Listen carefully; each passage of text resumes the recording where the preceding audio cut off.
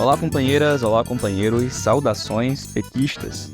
Sejam muito bem-vindas e muito bem-vindos a mais uma edição do podcast Em Tempos de Guerra, a Esperança é Vermelha. Hoje é sexta-feira, dia 1º de março. Eu sou Patrick e toco a conversa junto com vocês. No episódio de hoje, ouvimos a companheira Wilma dos Reis, que fala sobre a preparação das mulheres do PT para o 8 de março e a importância da mobilização no próximo Dia Internacional de Luta das Mulheres. Ouvimos também o companheiro Raimundo Bonfim, da CMP, Central de Movimentos Populares, que fala sobre a preparação para a série de mobilizações organizada pelas frentes Brasil Popular e Povo Sem Medo. E ouvimos ainda a intervenção do companheiro Walter Pomar na Assembleia da Militância dos Espaços Nacionais do MST, ocorrida no Galpão Cultural neste dia 1º de março.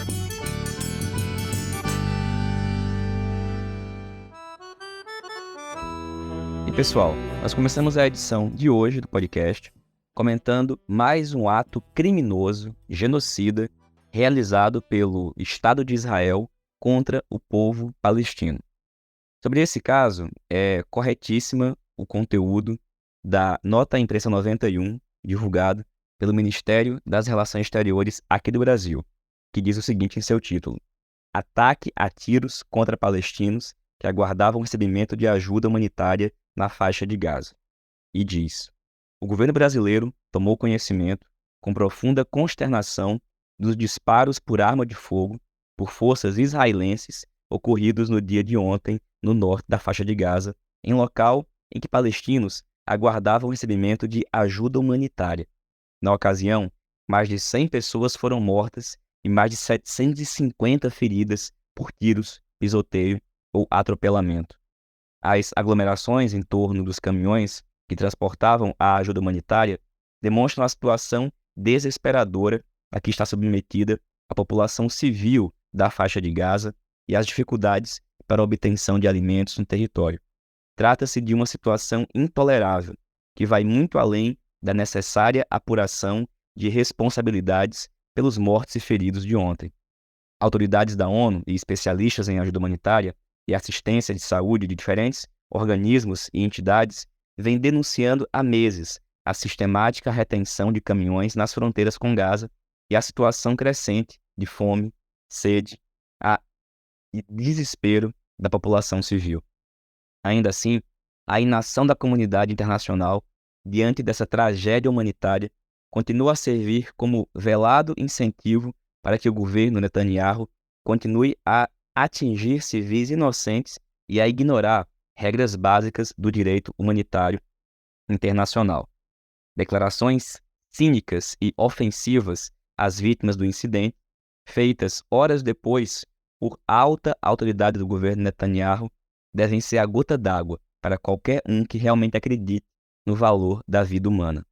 O governo Netanyahu volta a mostrar, por ações e declarações, que a ação militar em Gaza não tem qualquer limite ético ou legal, e cabe à comunidade internacional dar um basta para, somente assim, evitar novas atrocidades. A cada dia de hesitação, mais inocentes morrerão. A humanidade está falhando com os civis de Gaza, e é hora de evitar novos massacres.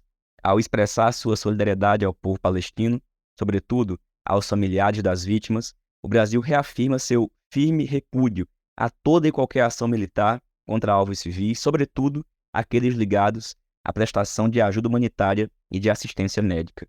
O massacre de hoje vem se somar às mais de 30 mil mortes de civis palestinos, das quais mais de 12 mil são crianças, registradas desde o início do conflito, além dos mais de 1,7 milhão de palestinos vítimas de deslocamento forçado. O Brasil reitera a absoluta urgência de um cessar-fogo e do efetivo ingresso em Gaza de ajuda humanitária em quantidades adequadas, bem como a libertação de todos os reféns. O governo brasileiro recorda a obrigatoriedade da implantação das medidas cautelares emitidas pela Corte Internacional de Justiça em 26 de janeiro corrente, que demandam que Israel tome todas as medidas ao seu alcance para impedir a prática de todos os atos considerados como genocídio, de acordo com o artigo 2º da Convenção para a Prevenção e a Repressão e Punição do Crime de Genocídio. Pois é, pessoal, essa foi a nota divulgada pelo Ministério de Relações Exteriores, uma nota à imprensa que afirma exatamente aquilo que está ocorrendo, um genocídio por parte do Estado de Israel contra o povo palestino, que tem ceifado a vida de civis, de crianças, de mulheres, em um processo racista de limpeza promovido por um Estado comandado pelo sionismo, razão pela qual nós reforçamos toda a solidariedade ao povo palestino e a necessidade de condenação do Estado de Israel pelos crimes que está cometendo. E dito isso, pessoal, a gente trata agora da conjuntura nacional e começamos ouvindo a companheira Wilma dos Reis, que atualmente compõe a Secretaria Nacional de Mulheres do PT. Entramos no mês de março, um mês que é marcado historicamente pelas lutas das mulheres, e daqui a uma semana, no próximo dia 8 de março, sexta-feira, esperamos que seja um dia de grandes e importantes mobilizações em todo o país. Para falar um pouco desse dia, a gente convidou a Wilma para falar como é que está a preparação por parte, em especial, das mulheres petistas. Olá, Patrick. Olá, companheiras e companheiros que acompanham o podcast Para Tempos de Guerra. Como é sabido, o mês de março é um mês que mobiliza bastante as mulheres da classe trabalhadora. Não só em torno da construção e realização dos atos que acontecem em todo o país no 8 de março, mas também na construção e realização de ações e atividades nos territórios. E essas ações e atividades têm finalidade a ampliação das nossas pautas, ampliação do diálogo com a realidade das mulheres trabalhadoras e a mobilização dessas mulheres não só para o mês de março, mas também para ao longo, do ano, as outras lutas que nós vamos travando ao longo do ano. Vale lembrar que desde 2016 ocorre na maioria dos estados os atos unificados. Naquele momento sentimos a necessidade de estarmos juntas para resistirmos às medidas que seriam impostas contra nós e foram impostas. E desde então, a avaliação de que a unidade ela é necessária para que a gente possa avançar nos territórios. A Secretaria Nacional de Mulheres tem como mote esse ano Mulheres em Defesa da Democracia, sem golpe, sem anistia, sem misoginia. Esse mote ele está impresso nos materiais que estão sendo encaminhados para os estados e o Distrito Federal e tem por objetivo dar mais visibilidade às mulheres nos atos e nessas ações que ocorrem durante todo março. Não existe nenhuma orientação para a participação das mulheres nesses espaços e muito menos uma resolução que traga ao menos as principais pautas das mulheres petistas para que a gente possa apresentar para a sociedade, para o conjunto de movimentos, enfim. O que não inviabiliza a participação das mulheres petistas nos seus territórios, dessas construções. E a partir das suas realidades, elas conseguem participar e juntas com outros movimentos, outros partidos, construírem o todo. Está sendo definido na maioria dos estados os motes, e aí a gente vê 3 pontos em comum, que são a denúncia dos aumentos das violências contra as mulheres, contra a população negra, contra a população indígena, contra a população LGBTQIA+, e a outras diversidades, onde existe um aumento incessante, o projeto de morte de Bolsonaro continua em execução na maioria dos estados. E também outro ponto que a gente vê e avalia de forma bastante delicada é a questão da ameaça constante à democracia. Mesmo após a tentativa de golpe no 8 de janeiro de 2023, mesmo que o Poder Judiciário, o Estado brasileiro tenha tomado algumas medidas mais enérgicas, a gente não vê o cessamento dessas ameaças, ameaças à democracia, a continuidade do avanço do conservadorismo e do fascismo, que atinge diretamente nossas vidas, nossos lares. Outro ponto que está bastante em comum, a denúncia quanto ao genocídio do povo palestino, que vem ocorrendo desde outubro ali na faixa de Gaza. Então, assim, em resumo, por óbvio que tem outras palavras de ordens, tem outros motes outros pontos de pauta que estão inseridos no mote, mas os mais comuns são esses.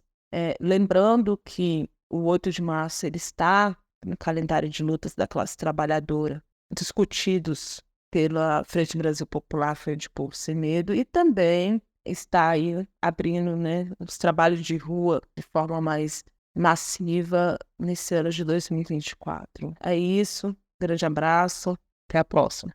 Valeu, Wilma. Obrigado, companheira. Pessoal, até a próxima edição. A gente segue sugerindo que a militância petista reforce as mobilizações em cada cidade, em cada local, para o dia 8 de março. Mas não apenas para o 8 de março.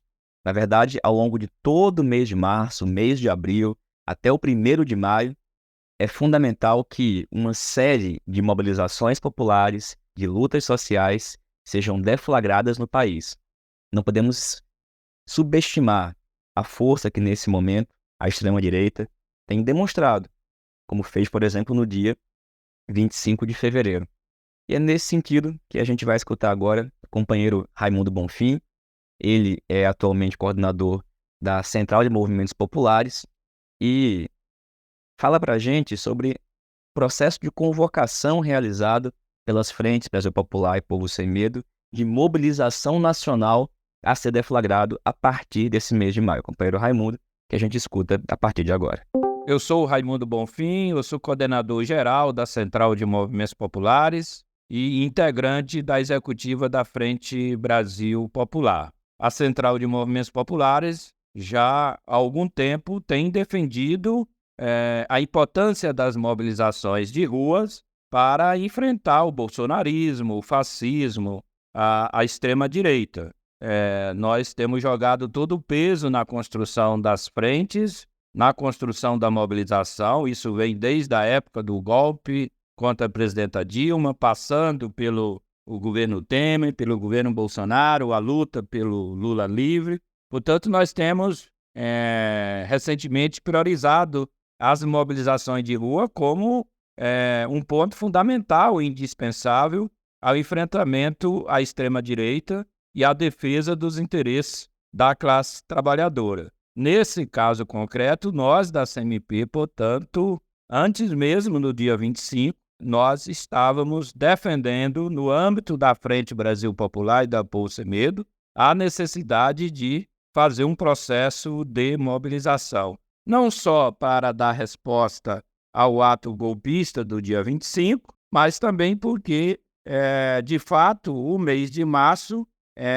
exige do campo democrático popular, das esquerdas, dos movimentos e da frente, mobilizações, no âmbito, inclusive, dos 60 anos de golpe, né? Passando pelo 8 de março, que é o Dia Internacional das Mulheres, o 14 de março, e nós defendemos, nas reuniões, nas articulações das frentes, a necessidade de fazer uma mobilização. Na nossa avaliação da Central de Movimentos Populares, inclusive nesta quinta-feira, nós tivemos uma reunião da direção nacional da CMP, em que avaliamos a conjuntura e a importância de nos engajarmos nesse processo de mobilização. Para impedir uma anistia, para memorar os 60 anos de golpe, para lutar pelo mote da ditadura nunca mais, anistia para os golpistas, temos que estar na rua. Temos que estar na rua. Então, nós da Central de Movimentos Populares nos sentimos muito à vontade para fazer a defesa da necessidade da gente fazer esse mês de março de mobilização, e não só o mês de março, continuando, passando pelo 1º de maio. Nós achamos que não temos dúvida de que não podemos, em hipótese alguma, deixar as ruas para a direita. A direita já é muito forte nas redes, com suas mentiras, com suas fake news, e recentemente também tem demonstrado força. Não podemos subestimar a capacidade de mobilização do bolsonarismo, da extrema-direita, isso ficou demonstrado no ato do dia 25, e nós defendemos, portanto, que a rua é o melhor cenário, é a arena em que nós da esquerda temos que fazer a disputa com a burguesia, disputa com o fascismo, com a extrema-direita. Então, da nossa parte, da Central de Movimentos Populares, estamos defendendo, não concordamos com uma avaliação de que, para quem está no governo, não interessa a mobilização. Não pactuamos com a tese de que nós, ao fazermos mobilização, ao fazermos o contraponto, estaríamos caindo numa provocação. O lugar da esquerda, dos movimentos populares, é nas ruas, é na mobilização, é no enfrentamento. Então, nesse sentido, que nós da Central de Movimentos Populares, atuando na coordenação da Frente Brasil Popular e em conjunto com a Povo Sem Medo, estamos totalmente sintonizados e dispostos, contribuindo com esse processo de mobilização nessa jornada de março. Muita gente está confundindo e apenas está se voltando para o debate do dia 23 de março. Mas é uma jornada de luta que tem o dia 23 como um ponto, como uma data fundamental de mobilização. Mas é um conjunto de mobilizações que foi apontado pelas duas frentes. Eu aproveito aqui essa oportunidade, o microfone desse podcast, para fazer um apelo, para fazer um chamado a todos aqueles e aquelas que defendem a democracia, que defendem os interesses da classe trabalhadora, que têm o mote de não anistia, ditadura nunca mais, a solidariedade à Palestina, que a gente se engaje nos próximos dias, nas próximas semanas, para fazermos um grande março de luta e dar continuidade, pelo menos até o 1º de maio, que é o nosso calendário de luta nos próximos meses. Valeu, Raimundo. Obrigado, companheiro. Pessoal, a palavra de ordem é mobilização, mobilização e mobilização. Ao longo de todo esse mês de março, começando com o dia 8 de março e com as datas definidas pelas frentes nacionais em todas as cidades do país, em especial nas grandes cidades, darmos uma resposta contundente, tanto para enfrentar a extrema-direita, quanto também para disputar os rumos do nosso governo. E pessoal, a partir de agora, a gente vai compartilhar com vocês a intervenção feita pelo companheiro Walter Pomar, integrante do Diretório Nacional do PT, na Assembleia da Militância dos Espaços Nacionais do MST, que ocorreu hoje no Galpão Cultural, e o Walter fez uma intervenção falando da conjuntura nacional. É uma intervenção de aproximadamente meia hora, mas que a gente achou por bem correto compartilhar com os companheiros e companheiras a sua intervenção. Nesse momento, a gente começa a escutar a intervenção do companheiro Walter Pomar. Bom, pessoal, boa tarde a todos, boa tarde a todas. Já fui apresentado aqui, meu nome é Walter Pomar, eu sou do Diretório Nacional do PT. A encomenda que foi feita para a Iole é falar da conjuntura internacional, a encomenda que foi feita para mim é falar da conjuntura nacional. Claro que há várias maneiras de fazer isso. Eu vou tomar como ponto de partida o ano de 2022.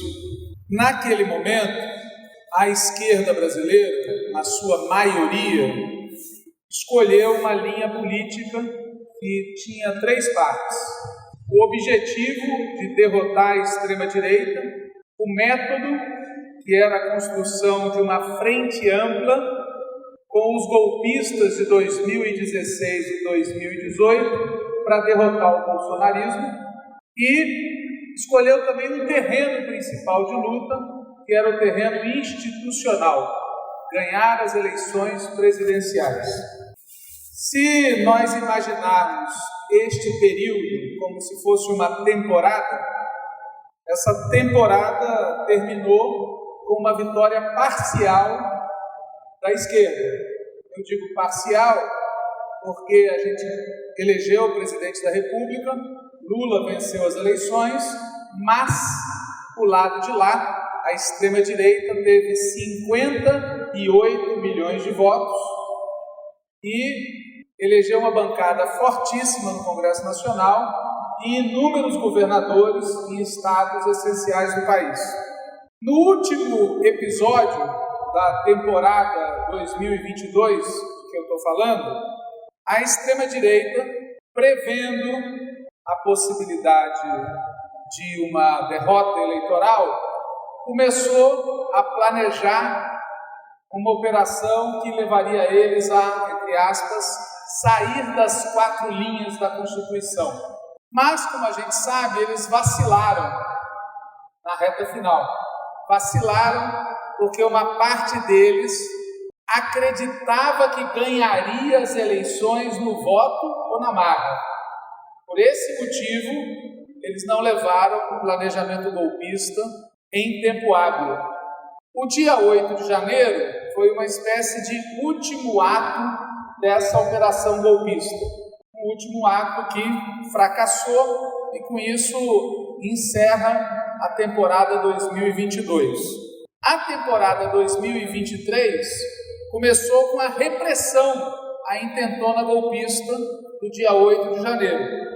Essa repressão foi levada a cabo respeitando a linha política adotada pela esquerda em 2022. Ou seja, padrão law and order, lei e ordem. Sem mobilização de massa, eu confesso que eu desconheço um país que tenha enfrentado algo como aquilo que aconteceu sem chamar o povo para a rua para defender a democracia. Foi uma escolha. Uma repressão que foi feita basicamente apelando ao Supremo Tribunal Federal e à Polícia Federal e organizada em torno da aliança das instituições. E o cúmulo disso foi a comemoração da derrota da intentona golpista, um ano depois, no dia 8 de janeiro de 2024, sendo feita nos palácios. E, novamente, o povo não é chamado para comemorar a vitória, para comemorar a derrota da intentona. O auge dessa operação repressão contra a extrema-direita foi nos dias que se seguiram ao 8 de janeiro de 2024, na véspera do carnaval deste ano, portanto, foram as ações do Supremo Tribunal Federal e da Polícia Federal atingindo a família do Cavernícola e vários integrantes da cúpula militar. Isso nos levou a comemorar o Carnaval de 2024 e a expectativa de que ali tinha encerrado a carreira do Cavernícola, de que ele ia ser preso durante o Carnaval, que a quarta-feira de cinzas ia amanhecer com o cidadão na cadeia. Bom, a temporada 2024 começa exatamente com a extrema-direita reagindo a essa escalada repressiva. Essa reação foi uma importante inflexão tática que eles fizeram ao convocar o ato do dia 25 de fevereiro, que foi há 2 semanas, um ato ordeiro e pacífico.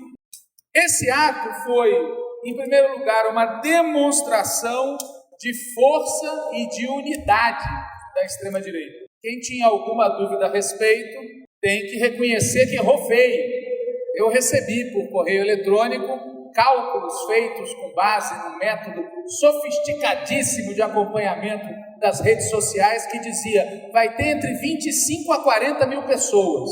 Eu estou entre aqueles vários que achavam que ia ter gente pra caralho. E teve. Porque eu, muitos, nunca subestimam a extrema-direita brasileira. Eu acho um erro fatal o pessoal que subestima. Então foi uma demonstração de força e de unidade. 4 governadores de estados, inúmeros senadores, deputados federais e estaduais, prefeitos e vereadores, inclusive de partidos da base de governo, inclusive de partidos que integram a Federação Esperança Brasil, PV, tinha prefeito ali na manifestação. Além disso, a manifestação dotou a extrema-direita de um discurso que a gente pode achar ridículo, mas fornece às suas bases sociais e eleitorais o que eles precisam. Eles são vítimas de uma perseguição. Foi assim, aliás, que o Cavernícola construiu todo o seu discurso, muito bom, por sinal. Um discurso muito articulado, visivelmente acima do normal e do padrão psicotécnico dele. E tem um objetivo, que eu vou resumir ironicamente, é a campanha Bozo Livre. Esse é o objetivo. Não é a anistia para os pobres coitados, é ter o Bolsonaro disponível para disputar as eleições presidenciais de 2026. Notem que essa inflexão tática que a extrema-direita fez convocando esse ato e fazendo esse discurso e adotando essa linha, tem várias semelhanças com a tática que a esquerda majoritariamente adotou no ano de 2022. Primeiro, um objetivo: derrotar a esquerda, assim como o nosso era derrotar a extrema-direita. Segundo, a aliança com o centro, porque é ao centro que eles pedem a pacificação, é ao centro que eles pedem a conciliação, é ao centro que eles se dirigem quando eles dizem que vamos parar de acordar assustados toda noite. Em terceiro lugar, a terceira semelhança, a aposta na via eleitoral institucional. Vamos eleger bem, vamos votar direito esse ano, especialmente para vereadores, e 2026 está ali. Mas além dessas semelhanças, tem duas diferenças muito importantes. A primeira delas é mobilização de rua. É uma vergonha, pelo menos para a geração de que eu e a Iole fazemos parte, que a direita ocupe as ruas e a esquerda deixe as ruas serem ocupadas pela direita. Uma vergonha. No nosso tempo, como se diria naquelas frases convencionais, não era assim. Só que a culpa é nossa. A culpa é nossa. Então essa é uma diferença importante. A extrema-direita, a tática da extrema-direita é de ocupar as ruas, é de fazer pressão de rua. Estão certos, porque no passado recente eles comprovaram que tanto o Congresso quanto o Supremo Tribunal Federal são sensíveis à pressão das ruas, especialmente se forem as ruas certas e com as pessoas certas. Foi assim que eles construíram maioria para, sem tanque, fazer o golpe de 2016 e para fazer o golpe de 2018, que levou o Lula para a cadeia e tirou ele das eleições, sem tanque. Foi assim que eles aprovaram no parlamento, do mesmo jeito que o estado de sítio e de defesa iam ser aprovados no parlamento. Esse é o recado que o Cavernícola deu para a direita gourmet. Vocês vão nos culpabilizar por algo parecido com o que vocês fizeram? Vamos fazer um bom acordo que é melhor do que uma briga entre nós. E a segunda diferença importante entre a tática da extrema-direita em 2024 e a tática da esquerda em 2022 é a luta ideológica implacável. No meio daquele discurso, falando de conciliação e pacificação, o Cavernícola disse: não queremos socialismo nem comunismo em nosso meio, não a ideologia de gênero, respeito à propriedade privada, direito de defender a própria vida, não a liberação das drogas e respeito à vida desde a sua concepção. Ou seja, a plataforma político-ideológica da extrema-direita contra a esquerda estava todo ali. Ele não tem medo de ficar remoendo essas coisas, porque ele sabe que nesse momento em que a gente está da vida do mundo, a luta política e ideológica tem imensa importância, imensa importância. As pessoas se mobilizam, matam e morrem por ideias e por valores, ao contrário das pessoas que têm uma visão economicista. As pessoas se mobilizam por valores, mesmo que sejam os mais terríveis e os mais errados. Portanto, a política da extrema-direita é uma política que envolve luta cultural, luta institucional, luta eleitoral e luta nas ruas. É completa. É como era a da esquerda brasileira, nos anos 80, 90 e 2000. Eles aprenderam bastante conosco. Frente a isso, frente a essa situação aberta pelo dia 25 de fevereiro, há basicamente duas grandes posições no campo democrático popular, que eu vou resumir assim: a de não fazer nada de novo e a de fazer uma inflexão na tática. São essas as duas grandes posições que existem, na minha opinião. Não fazer nada de novo significa deixa o julgamento com o Supremo Tribunal Federal, vamos continuar governando, que o papel de quem está no governo é governar, e vamos manter perfil baixo na disputa com o Congresso, na disputa com a mídia e também no debate de ideias. E, principalmente, não vamos mobilizar nas ruas, porque mobilizar é perigoso. Mobilizar polariza. Mobilizar faz o jogo da direita. Como lembrou aqui o Rui Falcão sobre o que dizia o PCB em 64, não vamos cair em provocação. Tem muita gente no Palácio do Planalto, na direção dos partidos de esquerda, no Congresso, nos governos, nos movimentos e nos meios de comunicação, repetindo esse trololó. Não vamos fazer nada de novo. E qual é o risco que essa política tem? É que ela fica totalmente na mão da fidelidade democrática do centro, da fidelidade democrática da direita gourmet e do centrão. Esse é o primeiro problema. Nós já vimos no passado recente que quando chega na hora da polarização, esses setores são capazes de fazer de tudo. Inclusive, como fez o Estadão no segundo turno de 2018, dizer que é muito difícil escolher entre Haddad e Bolsonaro.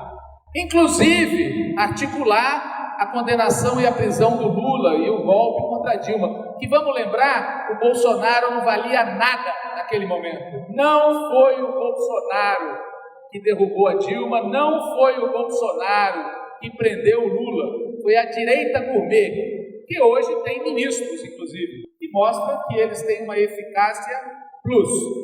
Esse é o primeiro risco dessa política de não fazer nada de novo, é ficar dependendo dos outros. E o segundo risco é que ela depende profundamente do humor do povo. E o humor do povo vai ser registrado nas eleições de 2024. E eu pergunto sinceramente a vocês, vocês acham que nós vamos sair das eleições de 2024 com uma maioria de vereadores e prefeitos pela esquerda? Mesmo nas grandes capitais, nas grandes cidades, vai prevalecer a vitória de vereadores e prefeitos de esquerda? O cenário mais provável hoje não é esse. E não é esse, entre outros motivos, porque há vários, porque a ação do governo não ajuda a mudar a correlação de forças, pelo menos não na velocidade que nós precisamos. E vamos combinar? Quando a gente olha as pesquisas de opinião, a pergunta é: como um governo de merda, durante 4 anos, matou mais de 600 mil pessoas, tem 58 milhões de votos, e como é que depois de 1 ano e meio de um governo que pode ter todos os seus defeitos, mas é 1000 vezes melhor que aquele governo de merda, como é que a correlação de força se alterou tão pouco? Porque ela está muito cristalizada. Porque o que está em jogo não é só essa ou aquela política pública. O que está em jogo, de novo, são questões existenciais. E nesse terreno, a direita disputa e a gente se esconde. A verdade é essa. Por isso, é necessário considerar outra hipótese. A primeira é não fazer nada de novo.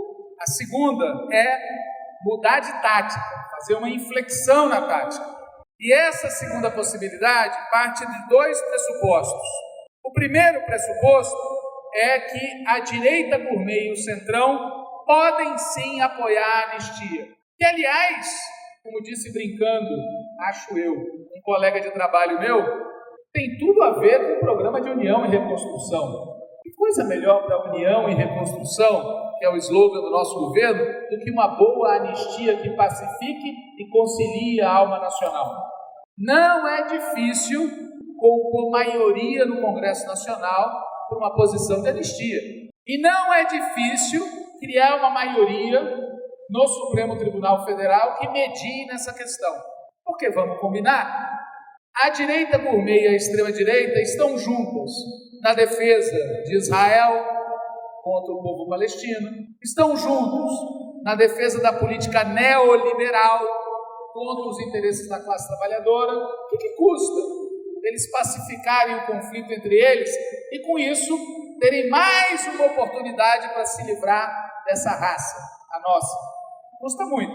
O segundo pressuposto pelo qual vale a pena considerar mudar de tática é que os limites que o governo Lula já demonstrou e que, na minha opinião, podem se aprofundar nos próximos meses, por conta do maledeto arcabouço fiscal, que implicará, se não houver um salto de arrecadação, em mais contingenciamento orçamentário em março, abril, os limites do nosso governo podem piorar a correlação de forças, ao invés de melhorar. Não é uma hipótese descabelada, como dizem os nossos amigos latino-americanos. É uma hipótese que tem que ser levada em consideração. Desse ponto de vista, o que seria uma inflexão tática? Primeiro, uma inflexão na ação do governo. O governo tem que acelerar o passo, fazer mais luta política, mudar a relação com o Congresso e se dispor a ter um papel de protagonista. Por exemplo, interessa ao nosso governo que haja mobilizações fortes em defesa da Palestina. Interessa ao nosso governo que haja mobilizações fortes em defesa da democracia. Interessa ao nosso governo que haja mobilização em favor de uma reforma tributária que grave os ricos. Interessa ao governo. Não é uma coisa que interessa aos movimentos e que o governo pode ficar olhando. Não é uma coisa que interessa aos partidos de esquerda e o governo pode ficar olhando. Aliás, nós já aprendemos isso, ou devíamos ter aprendido pelo que aconteceu entre 2003 e 2016. Inflexão do governo. Em segundo lugar, luta de ideias. Notem que o mesmo que falou toda a verdade sobre a Palestina, ainda bem, é o mesmo, no mesmo dia, na mesma hora e na mesma entrevista, que disse que esse tema de 64 não deve ser remoído. É uma opção, não se trata de covardia ou de desconhecimento, é uma opção. É uma opção de escolher aonde apertar e aonde não apertar. O problema é que as coisas estão profundamente vinculadas. Numa reunião de que a Ioli e eu participamos recentemente, do grupo de conjuntura da Fundação Perseu Abramo, uma companheira que colabora muito com o movimento, contou sobre uma pesquisa que ela fez entre oficiais da aeronáutica e surpreendeu a ela a resposta dada à seguinte questão: aonde comprar equipamentos? Quem são os aliados? 100% responderam Estados Unidos e Israel. 100%. Por isso não é um tema para ser remoído, é um tema para agir. A cúpula das Forças Armadas, não importa se nasceram antes ou depois de 64, são formados por uma instituição que considera que o golpe de 64 foi um ato em defesa da democracia, que livrou o Brasil do comunismo e que, portanto, foi justo no passado e será justo futuramente, se assim for necessário. Esse é o ponto. Assim como a aliança com os Estados Unidos é cláusula pétrea. Esse é outro ponto. E se a gente não mudar a postura no debate ideológico em torno desse e de muitos outros temas, nós vamos descobrir que não adianta ser progressista, de esquerda e radical num assunto e deixando os outros embaixo da mesa, porque, como diz um dos jornalistas da rádio que eu escuto todo santo dia, a Jovem Pan, tem um pacotinho da esquerda. Não adianta aceitar um pontinho aqui, porque eles vêm com o pacotinho inteiro. Eles têm o pacotinho inteiro. Não adianta fazer mediação. Se a gente não se dispuser a, contra eles, apresentar o nosso pacote, nós vamos perder. Terceiro ponto dessa mudança de tática, nós temos que jogar muito peso para ampliar o desempenho da esquerda nas eleições de 2024. Um passarinho me contou que um forte movimento social terá muitos candidatos. Ótimo, tem que entrar com tudo na campanha. Nós temos que ganhar aqui em São Paulo, capital. Nós temos que ganhar em muitas cidades do país. Nós não podemos sair desse processo eleitoral num ambiente que ajude a direita a viabilizar o projeto de anistia, a facilitar a que eles tenham uma candidatura forte em 2026. E por fim, mas mais importante do ponto de vista simbólico e imediato, nós temos que disputar as ruas com a direita. E não me importa que a gente tenha menos gente que eles, porque o efeito de desmoralização sobre nós é cumulativo. Eu não suporto mais ouvir em reunião coisas do tipo: está difícil mobilizar, A gente tem que estudar as causas pelas quais não tem mobilização. Tem assuntos complexos, de fundo, estruturais que explicam isso. Cara, deve ter tudo isso, porque eu aprendi que todo assunto complexo não tem uma explicação única. Mas se a gente não mudar a nossa atitude, não vai. Se o governo, os partidos, os sindicatos, os movimentos não entenderem a importância da disputa das ruas e se jogarem nisso e aquecerem o processo, não vai mudar nunca. Não vai mudar por obra da natureza, a não ser que seja contra nós. Se é essa a expectativa, ok, isso pode acontecer. Mobilização contra nós já ocorreu e pode voltar a ocorrer. Mas se a gente quer mobilização a nosso favor, a favor das nossas ideias, nós é que temos que entender e considerar que é prioritário. E se não tem outro argumento melhor, use o velho argumento de eles acham que é importante. Então é porque é importante. Se a direita acha que é importante colocar a gente nas ruas, por que nós vamos achar que não? É inacreditável, aliás. Eu tenho vergonha. Estava lendo ontem um artigo de uma jornalista muito inteligente, de um jornal razoável, explicando que mobilizar agora é acender um fósforo num ambiente cheio de combustível. Cara, não é possível que 60 anos depois do golpe militar, de tudo que a gente fez e passou para acabar com a ditadura, a gente tenha medo de disputar as ruas com a extrema-direita. A gente mesmo vai se reprimir, a gente mesmo vai se autocensurar, a gente mesmo vai se castrar. É um negócio inacreditável. Tem a ver com preguiça e com covardia, como lembrou o Rui, citando um autor, é falta de vontade de ter coragem. Falta de vontade de ter coragem. Tem que mobilizar, na minha opinião. E tem temas aí pela frente, como as reivindicações das mulheres, como os 60 anos do golpe, como a questão da Palestina, como o tema da terra e o tema do trabalho, que estão aí nos meses de março, abril e maio. Tem que mobilizar. É uma escalada, vai começar mais fraca e vai crescer, e tem que convencer o companheiro Luiz Inácio Lula da Silva que é papel dele. Aliás, na entrevista ao Kennedy Alencar, dada há 3 dias atrás, uma entrevista, como disse um jornalista de direita, dado para um amigo, ele, sem nenhuma pressão, quando perguntado sobre a presença do Tarcísio e de outros governadores no ato, deu a seguinte resposta: eles tinham mesmo que estar lá. Eles só se elegeram graças ao Bolsonaro. E na época da campanha das diretas, os governadores também nos apoiaram. É isso aí. Portanto, ele mesmo deu a deixa para dizer que é totalmente legítimo e necessário que o presidente da República se envolva num ato em defesa da democracia, porque é disso que se trata. E se o lado de lá colocou o seu canhão, o lado de cá tem que colocar o seu canhão. É um problema de equilíbrio. Senão, de fato, é muito difícil, não importa em que cidade se façam os atos, mobilizar, porque tem um problema simples que se chama poder de convocatória.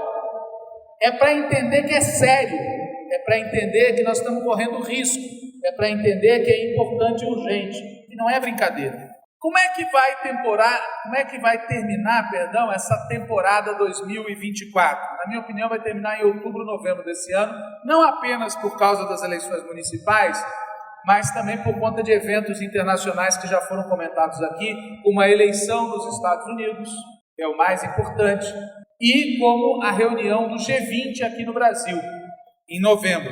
O que é que nós temos que impedir? Que 2024 termine como terminou 2004, com uma derrota eleitoral e com uma crise de governo que teve na sequência a chamada crise do mensalão. Nós temos que terminar 2024 impedindo que se criem as condições para uma anistia. E nós temos que terminar 2024 para usar os termos da resolução do Diretório Nacional do PT. Portanto, o que eu vou falar aqui é uma resolução do PT, embora o ministro Padilha não goste, tem que libertar o governo do austericídio, porque o nosso governo continua prisioneiro de uma lógica segundo a qual o déficit zero é a salvação do mundo. Além de todas essas questões que são conjunturais, quero reforçar a dimensão estratégica que a Iole já tocou aqui e que eu só vou reforçar mesmo. A esquerda brasileira escolheu a partir dos anos 80, incluir a disputa eleitoral como parte do processo de disputa do poder. E foi dando a isso cada vez mais importância e transformou a disputa da presidência da República no centro da tática e, para alguns, inclusive, no centro da estratégia. Qual é o problema? É que a direita já percebeu isso e eles vêm operando há muitos anos para recortar, reduzir, constrangir, eliminar o poder do presidente da República, estabelecendo inconstitucionalmente um parlamentarismo de fato no país, que o Lira exerce com todo o prazer. E junto disso tem um componente extrema-direita. Esses dois componentes juntos colocam a gente diante de dois riscos. O primeiro risco é a gente fazer um governo que não muda nada e que se limita na prática, não no desejo nosso, mas na prática, ao social-liberalismo. E o segundo risco é a gente terminar como terminaram os nossos amigos argentinos, perdendo a eleição para a extrema-direita. E tinha gênios lá e aqui que diziam: isso nunca vai acontecer. Aliás, eu ouvi um desses gênios em 2018 dizendo: de uma coisa eu tenho certeza, Bolsonaro nunca será eleito presidente.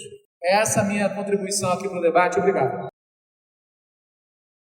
E pessoal, essa foi mais uma edição do podcast Em Tempos de Guerra, a Esperança é Vermelha. A gente se reencontra aqui na próxima sexta-feira, justamente no dia 8 de março, para falar do Dia de Mobilizações e também para falar da situação internacional e nacional. A gente se reencontra muito em breve. Saudações petistas e até mais.